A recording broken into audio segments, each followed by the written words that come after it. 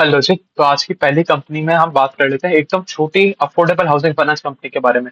मतलब ये सबसे छोटा अफोर्डेबल हाउसिंग फाइनेंस कंपनी है और इसी के बारे में आज हम थोड़ी सी चर्चा करने वाले हैं। तो भैया पहली पहली पहली बात, कोई भी रिकमेंडेशन नहीं है यहाँ पर, सिर्फ हम कंपनी का बैठ के एनालिसिस कर रहे हैं। इतना छोटा कंपनी है तो ये चीजें बोलना थोड़ा सा जरूरी हो जाता है। अगर बात करें कंपनी के नाम की, तो स्टार हाउसिंग फाइनेंस कंपनी का नाम है, और मार्केट कैप की बात करें तो बहुत ही छोटा सा मार्केट कैप है। करीबन 350 करोड़, 360 करोड़ के आसपास का इसका मार्केट कैप है। अब ये कर दे क्या है कि अफोर्डेबल होम लोन देते हैं, और होम लोन भी किस किस कस्टमर को देते हैं, जो फर्स्ट टाइम होम बायर होता है। तो देखो इनकी कुछ कुछ कंडीशन तो ऐसी है। एक तो जब ये नए कस्टमर को लोन देने जा रहे हैं, तो उसके पास कोई क्रेडिट हिस्ट्री तो है नहीं।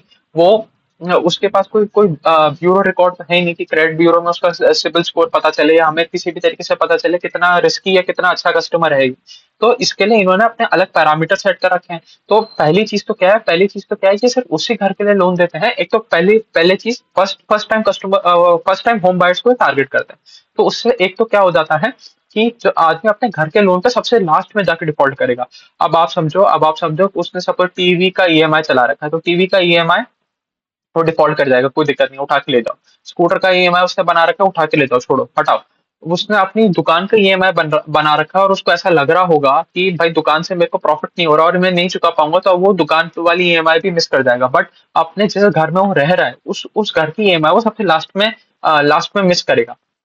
और बाकी तो वो कोलेटरल बैक तो है ही। भाई जो घर वो ले रहा है या कंस्ट्रक्ट कर रहा है या रेनोवेट कर रहा है, वो तो कोलेटरल की तरीके से स्टार के पास पड़ा ही है, तो वो वहां से भी ये लोग सिक्योर्ड है, तो वहां पर भी कोई दिक्कत आने वाली है नहीं। अब एक और चीज है, अब अगर कोई कोई सेकंड टाइम होम बायर है, मतलब उसका पहले से एक घर है, तो ये मेक श्योर करते हैं कि उसकी पूरी की पूरी फैमिली नए वाले घर में शिफ्ट हो रही हो। तो जिससे कि वो उनका रेजिडेंस बनाए, तो जिससे कि उनके ऊपर थोड़ी सी ज्यादा प्रेशर है कि इस वाले ईएमआई पे हमें डिफॉल्ट नहीं करना।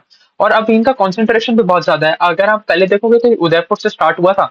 अब फिर वो उसको शिफ्ट करके नाम वाम चेंज करके ले गए महाराष्ट्र। अब तो ये महाराष्ट्र से ये सारा का सारा ऑपरेशन कर रहे हैं। अगर आप इनके इनके ऐसी जोग्राफीज देखें कहाँ कहाँ पर ये लोग लैंड करते हैं, तो अभी तो बहुत ही छोटा कंपनी है, तो पैन इंडिया फैलने का सवाल ही नहीं है। तो अभी ये इन 5-6 स्टेट्स में ही है, जिसमें सबसे ज्यादा पेनिट्रेशन महाराष्ट्र का ही है। सबसे ज्यादा प्रेजेंट इनकी है महाराष्ट्र में, फिर है तमिलनाडु, मध्य प्रदेश, गुजरात, राजस्थान और एनसीआर एरिया। तो इन्हीं जगह प्रेजेंस है इनके, और मात्र मात्र 34 लोकेशन पे ये लोग प्रेजेंट है। तो अभी आप देखो, पूरे पैन इंडिया में सिर्फ 34 लोकेशन प्रेजेंस है, तो कितनी कितनी छोटी सी कंपनी है। अगर एयूएम की बात करें, तो एयूएम ग्रोथ तो धमाकेदार आएगा ही आएगा, क्योंकि इतना छोटा बेस है, और आपने थोड़ा बहुत ढंग से लोन दे दिया, तो आपका आपका एयूएम ग्रोथ आ जाता है। अगर एयूएम की बात करें, तो एयूएम ग्रोथ आया इस बार 74% ऑन वाई वाई लेवल। और जो हमारा एयूएम है वो पहुंच गया 471 करोड़ रुपीज के आसपास का।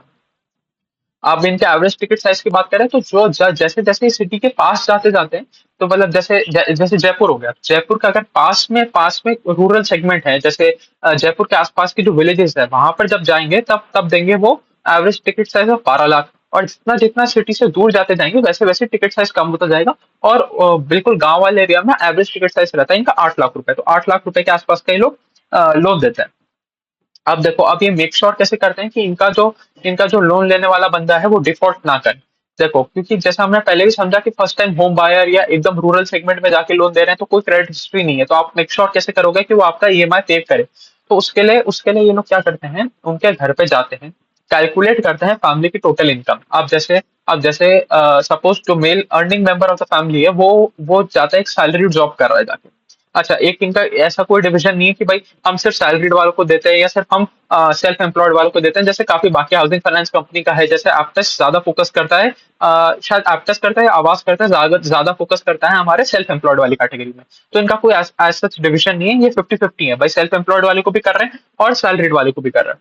तो ये उनके घर जाते हैं, घर जाके सारी की सारी उनकी इनकम स्ट्रीम देखते हैं। इनको बेसिक मतलब है कैश फ्लो से, कि आपके पास कैश आता रहना चाहिए। तो ये फैमिली की हर तरीके की इनकम कैलकुलेट करते हैं। अब जैसे जैसे आप गांव में जाते हो, तो हर फैमिली के पास मल्टीपल सोर्सेस ऑफ इनकम होती है। आप घर में लाइफ स्टॉक भी है, तो लाइफ स्टॉक है, सपोज दो गाय है तो गाय का दूध भी बेचते हैं, भैंस का दूध भी बेचते हैं, तो इसकी वजह से वो एक इनकम आ जाती है। घर का एक एक अर्निंग मेंबर है, सपोज एक मेल मेंबर वहां पर जाके जॉब कर रहा है, तो वहां से एक इनकम आ जाती है, उसके साथ उन्होंने एक पार्ट टाइम एक अपनी दुकान भी खोल रखी है, वहां से इनकम आ जाती है। तो ये कलेक्टिवली पूरे घर की इनकम कैलकुलेट करते हैं कि आपके पास हर महीने कितना इनकम आता है, कितना कैश इनफ्लो आता है। उसके बाद ये सारी चीजें सब्ट्रैक्ट कर देते हैं कि अगर घर में बच्चा है तो बच्चा स्कूल जाएगा, उसका खर्चा, बच्चे का खर्चा, आपका डेली एक्सपेंसेस, सब कुछ ये अपने एंड पे, सारा अपने एंड पे कैलकुलेशन करते हैं। और फिर देखते हैं कि इनके पास डिस्पोजेबल इनकम कितना बचा। तो अब अगर कोई आदमी महीने का 100 रुपया कमा रहा है, 100 रुपया कमा रहा है और उसका 30 रुपया महीने का डेली नीड्स में जा रहा है कि भाई टूथब्रश, साबुन, खाना पीना, आटा चावल दाल, इन सारी चीजों में जा रहा है, बच्चे की पढ़ाई में जा रहा है, तो वो कैलकुलेट करेंगे कि भाई इसके पास नेट नेट 70 रुपीज बचता है। अब 70 रुपीज का 70% तक का हम इसको ईएमआई बना के दे सकते हैं। तो इस तरीके से ये लोग लोन कैलकुलेट करते हैं कि भाई 70 रुपीज के आसपास का इसका डिस्पोजेबल इनकम है, इसमें से 70% तक का ये ईएमआई पे आउट कर सकते हैं। तो 70% का मतलब कितना कितना हो गया, मतलब 49 रुपीज के आसपास का ये ईएमआई सर्विस कर सकता है हमारा। तो इसको 49 रुपीज के हिसाब से लोन दो। और लोन इसमें होता है 10 साल का लोन होता है। भाई होम लोन की बात करें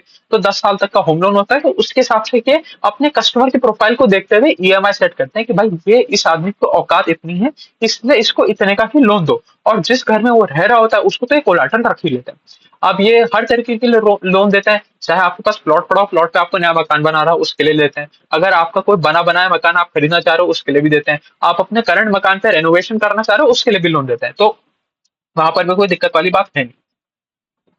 अगर आप इनके थोड़ी सी एसेट क्वालिटी की बात करें, देखो एक तो यहाँ पर प्रॉब्लम क्या है, यहाँ पर ये इन लोगों ने इन्वेस्टर प्रेजेंटेशन दी ही नहीं है। ये साल में एक ही बार इन्वेस्टर प्रेजेंटेशन देते हैं, तो हमें कुछ बहुत ज्यादा रेगुलर बेसिस पे इन्फॉर्मेशन मिलता नहीं है। तो ये जितना भी इन्फॉर्मेशन है, कौन कौन का इन्फॉर्मेशन है, कौन कौन में कंपनी ने जो मैनेजमेंट ने जो बताया, वही मैं आपको चीजें बता रहा हूँ। अगर पैट ग्रोथ देखें तो पैट ग्रोथ आया 100% ऑन वाई वाई लेवल। और अगर हम एसेट क्वालिटी देखें तो एसेट क्वालिटी थोड़ा थोड़ा खराब हो गया क्वार्टर ऑन क्वार्टर लेवल पे। वाई वाई लेवल पे तो इंप्रूवमेंट ही है, क्वार्टर ऑन क्वार्टर लेवल पे हल्का हल्का सा एसेट क्वालिटी खराब हो गया, कोई ज्यादा दिक्कत वाली बात नहीं है।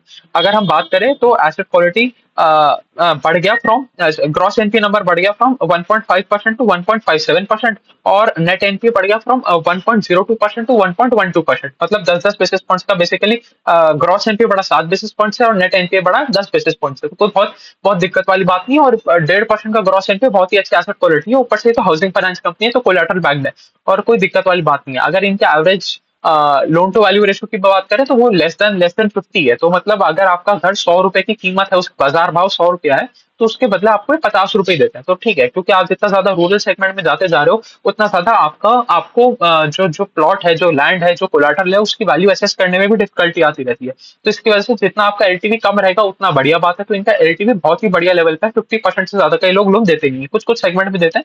बट अगर पूरी लोन बुक का एवरेज निकालने जाएंगे तो वो लेस देन 50% के आसपास ही आएगा।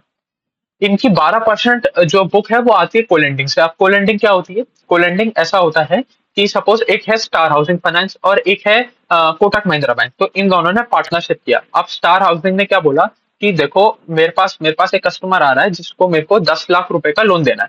तो इसमें से 2 लाख रुपए मैं मेरी पॉकेट में से दे देता हूँ, 8 लाख रुपए आप दे दो। तो 8 लाख रुपए के ऊपर जो नेट नेट इंटरेस्ट इनकम कमाओगे आप, वो आपकी इनकम होगी, उसके बदले मेरे को एक फीस दे देना। तो कोटक महिंद्रा बैंक कहता है ठीक है भाई। इससे क्या होता है, कोटक महिंद्रा बैंक का भी लोन बुक ग्रोथ ज्यादा हो जाता है, क्योंकि उसने सारा के सारा माथा फोड़ी स्टार हाउसिंग के ऊपर छोड़ दिया कि भाई लोन के लिए ग्राहक ढूंढना, उसको सर्विस करना, उसके पीछे माथा फोड़ी करना, लैंड की वैल्यू एसेस करना, उस पर पूरा जाके डिस्पर्सल करना, पूरा जाके कलेक्शन करना, वो सारा का सारा जिम्मा पहुंच गया स्टार हाउसिंग के पास। कोटक बैंक को उठाना है और सिर्फ इंटरेस्ट इनकम कमाना है। उसके बदले में उसको छोटा सा फीस देना है स्टार हाउसिंग फाइनेंस को। और स्टार हाउसिंग फाइनेंस के लिए बेनिफिशियल कैसे हुआ कि जो उसने 20% दिया था, जो 2 लाख रुपए लगाए थे, उसके पीछे तो उसको इंटरेस्ट इनकम मिला ही मिला। उसके ऊपर से उसको कोटक महिंद्रा बैंक की तरफ से सस्ती रेट पे पैसा मिल गया, जिससे वो ज्यादा कंपेटिटिव रह पाया मार्केट में। अब अगर स्टार हाउसिंग फाइनेंस जाके 25% का रेट चार्ज कर देगा होम लोन पे, तो उसके पास कोई होम लोन लेने आएगा नहीं ना, बाकी दूसरी अफोर्डेबल हाउसिंग फाइनेंस कंपनी के पास चला जाएगा। तो इनके भी यहाँ पर रेट पे तो कंपटीशन है ही ना। तो जैसे ही किसी बड़े बैंक को लेंडिंग वाले पार्टनर के साथ इन्होंने टाई अप किया, तो इनका कॉस्ट ऑफ फंड्स नीचे आ गया। तो इसलिए ये सामने वाले को भी कम इंटरेस्ट रेट पे लोन दे पाए। तो इनकी 12% बुक आती है कोलैंडिंग वाली। और कोलैंडिंग वाली बुक धीरे धीरे करके बढ़ेगी। अगर डिस्बर्समेंट की बात करें तो डिस्बर्समेंट पर आप 76% ऑन वाई लेवल, तो बहुत बढ़िया बात है। अगर टोटल इनकम की बात करें तो टोटल इनकम बढ़ा इनका 70.5% से ऑन वाई लेवल, ये भी बढ़िया है। नेट इंटरेस्ट इनकम बढ़ा इनका 45% से ऑन वाई लेवल। अब देख रहे हैं कि इनकी थोड़ी थोड़ी कॉस्ट ऑफ फंड्स ऊपर जाते जा रहे हैं और यील्ड उस स्टेज पे बढ़ा नहीं सकते, क्योंकि देखो यील्ड जो है ना, यील्ड आप अगर आप यील्ड बहुत ज्यादा बढ़ा दोगे तो आपका कस्टमर भाग जाएगा, और अगर आप यील्ड कम कर दोगे तो आपके स्प्रेड कम हो जाएंगे, निम्स कम हो जाएंगे। तो ये एक बहुत ट्रिकी पोजीशन होती है एक छोटी हाउसिंग फाइनेंस कंपनी के बारे में। तो हाउसिंग फाइनेंस कंपनी को एक बहुत बहुत बैलेंस मेंटेन करके रखना पड़ता है कि हम कहीं अपनी यील्ड भी बहुत ज्यादा ना कर दें, और कहीं यील्ड एकदम कॉम्पिटिटिव होने के चक्कर में हम अपने मार्जिन से रोड ना कर दें। तो थोड़ा सा जो हमारा नेट इंटरेस्ट इनकम है वो थोड़ा सा कम बढ़ा। उसके ऊपर से कंपनी बहुत ज्यादा मतलब अब बहुत छोटी सी कंपनी है, तो ये अपना इक्विटी रेस करते रहते हैं। अभी भी इन्होंने वारंट इशू किया हुआ है, कुछ कुछ जहां तक मेरे को याद आ रहा है, कुछ कुछ 100 1 करोड़ 100 150 करोड़ के आसपास का वारंट है। उसमें से भी 20% इनको अभी मिल गया, और 80% नेक्स्ट 12 मंथ्स में धीरे धीरे इनको मिलता रहेगा। तो इनके फंडिंग में भी कोई ज्यादा दिक्कत वाली बात है नहीं। अब आ जाते हैं थोड़ी सी गाइडेंस की बात करें, धमाकेदार गाइडेंस है। अगर ये कहें, इनका इनका एम है कि ये 1,000 करोड़ का ईयूएम पहुंच जाएंगे इन इन नेक्स्ट 6 क्वार्टर्स। मतलब बेसिकली क्या कहना चाह रहे हैं कि हम जो दिसंबर वाला क्वार्टर आएगा एफ वाई 26 का जो दिसंबर वाला क्वार्टर आएगा, वहां तक हम 1,000 करोड़ के एयूएम पहुंच जाएंगे। मतलब एयूएम को डबल से भी ज्यादा करेंगे, 2.2x कर देंगे। और वहीं ये कह रहे हैं कि 500 करोड़ का एयूएम तो हम इसी क्वार्टर में पहुंच जाएंगे। हम जुलाई वाले महीने में ऑलमोस्ट पहुंच ही गए होंगे, बट 471 करोड़ के आसपास का इनका एयूएम है, और 471 करोड़ के एयूएम को 500 करोड़ का कर देंगे लगभग लगभग इसी महीने में नहीं तो अगस्त वाले महीने में, जो करंट मंथ चल रहा है उसी में कर दिया, या तो जुलाई में कर दिया होगा या अगस्त में कर देंगे। तो यहाँ पर भी बहुत जबरदस्त ग्रोथ आ रहा है। वहीं अगर हम बात करें, और उसके बाद क्या कहता है कि उसके बाद हमें लगेंगे 8 quarters to double this AUM. तो छह छह महीने में ये पहुंचेंगे 470 से 1,000 करोड़ पे, और अगले 8 महीने में ये पहुंच जाएंगे 1,000 से 2,000 करोड़ में। देखो ये है कंपाउंडिंग। देखो क्या हुआ। आपको आपको कितना टाइम लगा। अभी अभी अगर हम बात करें तो 2019 में चालू हुआ था, 2022 में इनका बिजनेस स्टार्ट हुआ ढंग से। तो 2022 मतलब आप ऐसा समझ लो 2 साल लगे इनको अब 500 करोड़ का एयूएम पहुंचने में, और लगभग और 1 साल लगेगा इनको 1,000 करोड़ का एयूएम पहुंचने में। बट 1,000 करोड़ का एयूएम पहुंचने में इनको लगे मोटा मोटी 3 साल, और वो अगले ही साल वो 1,000 करोड़ के ईयूएम को 2,000 करोड़ का ईयूएम कर देंगे। तो ये है कंपनी का ग्रोथ, मतलब धमाकेदार ग्रोथ है, ग्रोथ में तो कहीं कमी ही नहीं। तो हमने हमने समझ लिया कि भाई नेक्स्ट 6 क्वार्टर्स में तो हम पहुंच जाएंगे 1,000 करोड़ का ईयूएम, और 6 क्वार्टर के बाद अगले 8 क्वार्टर में हम पहुंच जाएंगे 2,000 करोड़ का ईयूएम। तो ग्रोथ रेट जबरदस्त है। उसके बाद ब्रांच एक्सपेंशन की बात करें तो वो कह रहे हैं कि हम 34 ब्रांचेस से बढ़ के पहुंच जाएंगे 50 branches by the end of FY 25। तो मतलब जो अगले 3 क्वार्टर आने वाले हैं, 3 क्वार्टर में 16 ब्रांचेस ऐड करेंगे। मतलब नेक्स्ट 3 क्वार्टर्स में ही अपनी 50% ब्रांच एक्सपैंड कर देंगे। अभी 34 ब्रांचेस हैं, उठा के इसको 50 ब्रांचेस ले जाएंगे। तो मतलब 50% एक्सपेंशन इन 3 क्वार्टर्स। मतलब एक साल में तो 60-70% के आसपास का तो इनका ब्रांच एक्सपेंशन रेट है। और ये क्यों फायदा मिल रहा है, क्योंकि बेस बहुत छोटा है। जितना छोटा बेस होगा उतना ज्यादा आपको पेस ऑफ ग्रोथ दिखेगा।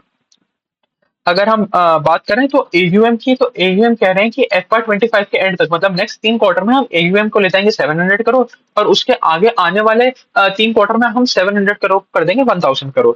आरओई का गाइडेंस की बात करें तो आरओई भी कंपनी ने कहा कि देखो आरओई का गाइडेंस देना थोड़ा सा मुश्किल है, बट फिर भी हम एम करेंगे कि FY 25 के एंड तक हम डबल डिजिट आरओई कर लें, अनलेस एंड अनटिल हम कोई कैपिटल रेज ना कर लें। क्योंकि देखो जैसे भी कैपिटल रेज होता है ना, कैपिटल रेज के टाइम क्या होता है कि आपका इक्विटी डाइल्यूट हो जाता है। तो इक्विटी बेस बढ़ गया, इसकी वजह से आपका आरओई कम आ जाता है, आरओई कम हो जाता है।